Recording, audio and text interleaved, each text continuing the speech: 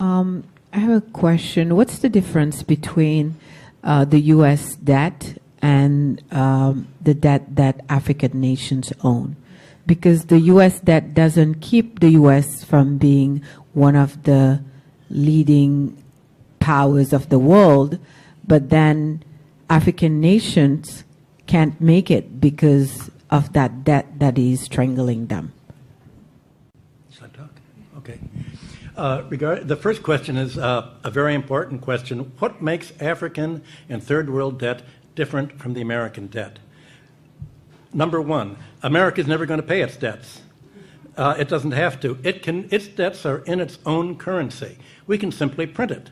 The African debt is not in its currency. The African debt is in U.S. dollars. Africa has to earn the U.S. dollars, and the only way it can earn the U.S. dollars is not to be assassinated for growing its own food and becoming independent and doing something that the United States does not like. The principle underlying the foundation of the World Bank, the International Bank for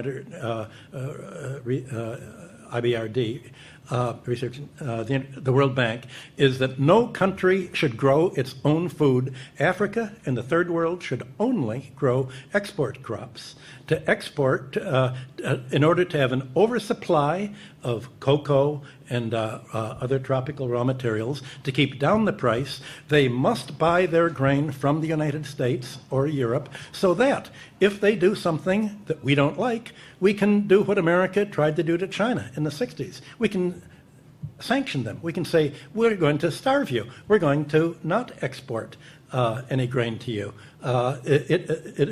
So owing their foreign debt in dollars means that they have to somehow sell something that the United States wants, not what they want. I think the most evil organizations in the world today are the World Bank and the International Monetary Fund.